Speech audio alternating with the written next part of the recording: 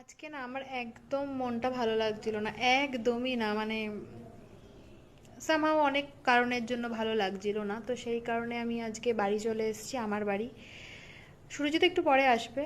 আর আসার পর আমার খুব ভালো লাগছে, কারণ আমি আসলে এখানে একদম পজিটিভ মানুষদের সাথে না পজিটিভ ভাইব পাওয়া যায়, এটা তো নিশ্চয়ই সবাই জানো। তো আমার নিজের বাড়িতে সেটা ভরপুর রয়েছে, 200% রয়েছে। তো সেই কারণে আমি আমার বাড়ি এসেছি। আর আমার যখন একটু মন টন খারাপ থাকে না, তখন সুরজিৎ যদি বা একটু পরে আসবে, ও আসলে তো আর কিছু মানে কি বলবো, দ্বিগুণ হয়ে যায় সব কিছু। কিন্তু আমার যখন একটু মন টন খারাপ থাকে, তখন মানে আমি একটু পছন্দ করি ঘরটর গোছাতে। আর এটা হচ্ছে আমার স্টুডিও রুম, যারা জানো না দেখিয়ে দিলাম, কোনো একদিন ট্যুর দিয়ে দেবো। এটা আমি এখন গোছাবো আমার একটু মনটাকে আরেকটু ভালো করার জন্য। মা অবশ্য গুছিয়ে রাখে তবুও।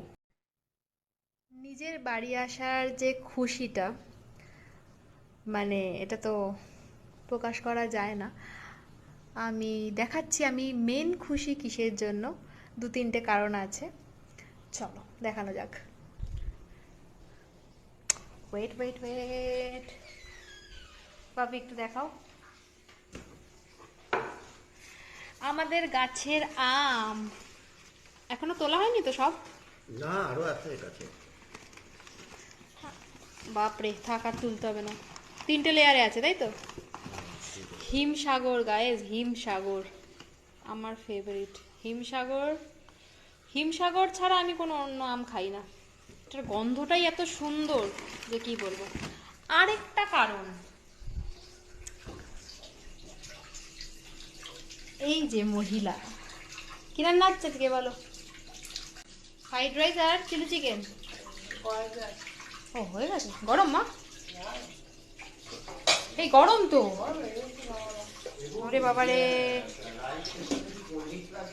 না লাগবে না, আর আনতে যেতে হবে না, একদমই লাগবে না।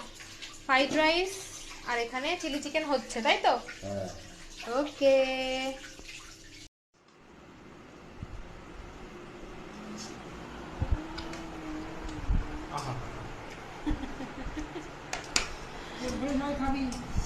পেট ভরে সবাই খাবি। বাপি, কেমন হয়েছে তোমার বউয়ের রান্না?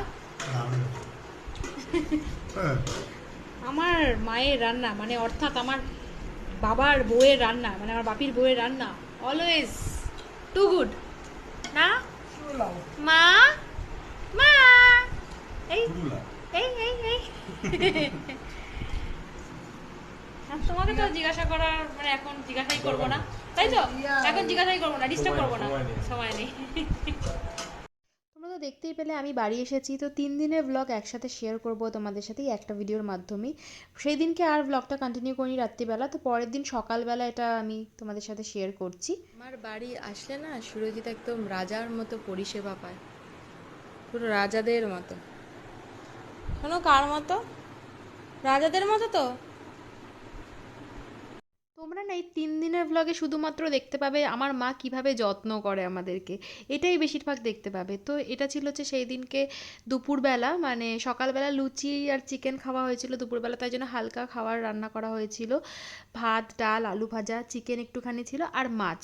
মাছটা হচ্ছে তোমার দই দিয়ে বানিয়েছিল মা, দারুণ বানিয়েছিল, মানে প্রকাশ করতে পারবো না। তার সাথে তো বৃষ্টিটা হচ্ছিলই, সারাটা দিন সেই দিনকে বৃষ্টি হয়েছে।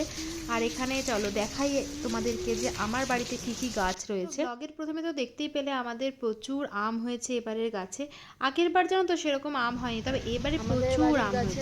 চলো দেখাই তোমাদেরকে একে একে যে কি কি গাছ রয়েছে। আম পাড়ার পরে তো আম আছে অনেক আম, পাগল নাকি? কটা হবে? অনেক বেশি, 100-র বেশি হবে। পেরেইছে তো মনে হয় 100-র কাছাকাছি, তারও বেশি তো কম না। এদিকে পাঠানো হয়েছে। এই যে এই একদম এখান থেকেই পাওয়া যাবে, আমি ধরছি না, এবার এটা আমাদের গাছ, দেখলে বোঝা যাবে।